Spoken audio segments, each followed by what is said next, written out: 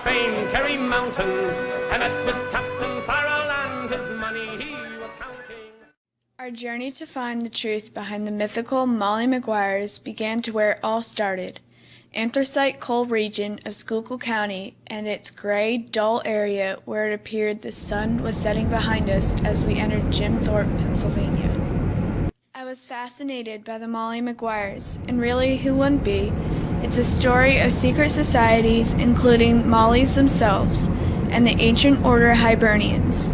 Murder, betrayal, public executions, revenge, redemption, mystery, and even a proclaimed miracle that brings to mind the Shroud of Turin.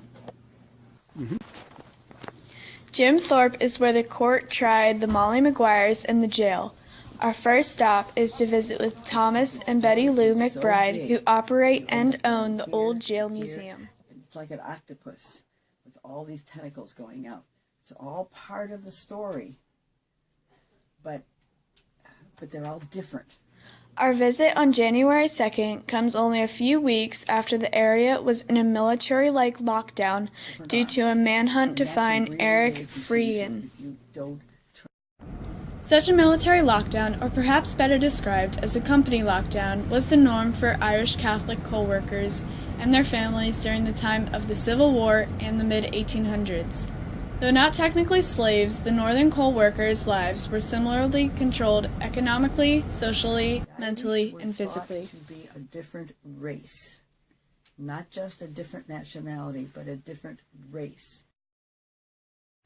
And many people felt them to be sub-race, more like monkeys than we think. So they showed them as monkeys. If you look at the pictures of them, you see that's what the newspapers did. They were hanged in the newspapers far before they were hanged in reality. Because look at the writings when you're doing that. Look at the use of the word accused or the lack of the word accused. Today you have presumed, accused, what all the adjectives are before a person is said to be guilty. Then it was this thug, negative terms against these people. Nobody presumed them innocent at all. Newspapers hanged them first.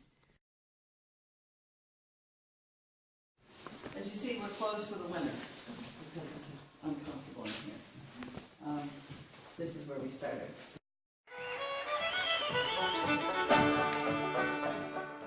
Famously executed Molly Maguires, such as Jack Kehoe, who was depicted in the 1970s movie called The Molly Maguires, and the not-so-famous like James McDonald, were forced to live in the coal company's housing, buy from the coal company's store, which deducted from their pay any required supplies used to extract coal for the company.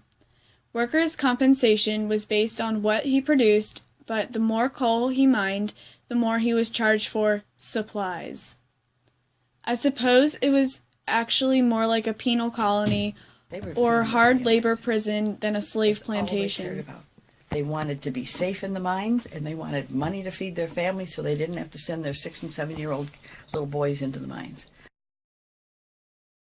They weren't thinking about the future. They weren't thinking about we're starting a union. They weren't thinking about anything except today.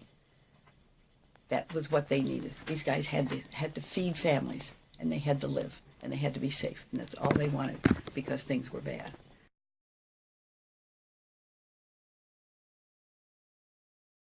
Miners were all presumed to be guilty.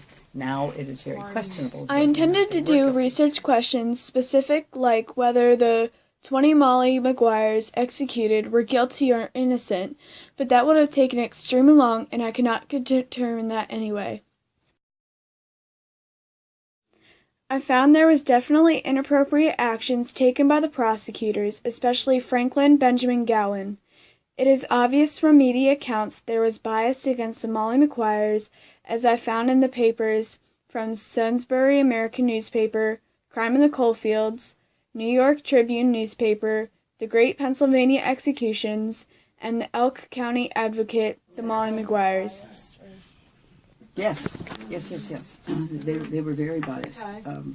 They were very muchly against. Of the 20 condemned men charged with murders relating to the coal mine operators, only 3, Michael Doyle, Edward Kelly, and Alexander Campbell, were directly tied to the crime for which they were charged and executed. Yeah, the newspapers were very muchly biased. When you go back to the name Molly's came from a newspaper man who said the men are acting as sons of Molly Maguire. You know the story of the real Molly Maguire. I read a little bit about There's a couple of stories. She was reported to have been no facts. I mean no evidence. She was reported to have been a woman in Ireland during the evictions. When the people were evicted from their homes because they couldn't pay the rents to the English and to the wealthy Irish. They were evicted. And when we say evicted, we think, okay, they just had to move out and go live with somebody else. These people had their houses knocked down.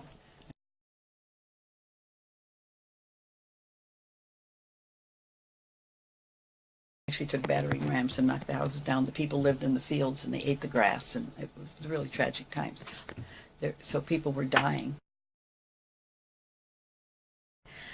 She defended them. She formed a group of men, and they dressed as women, and they went after the landlords and attacked them, beat them up, hurt them in retribution for the evictions. They were known as the Sons of Molly Maguire.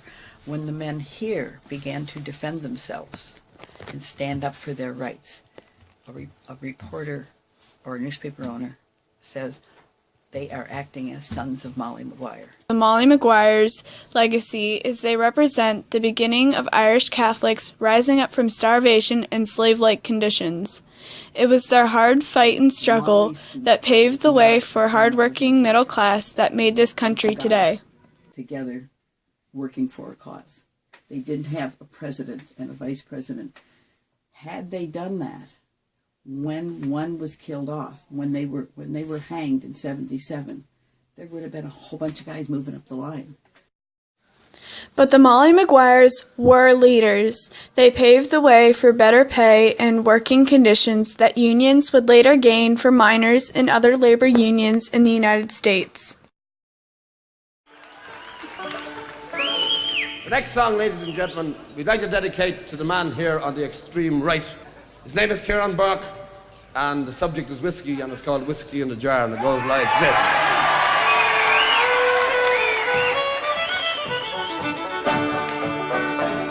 As I was going over the far-famed Kerry Mountains, I met with Captain Farrell and his money he was counting. I first produced my pistol and I then produced my rapier. Thanks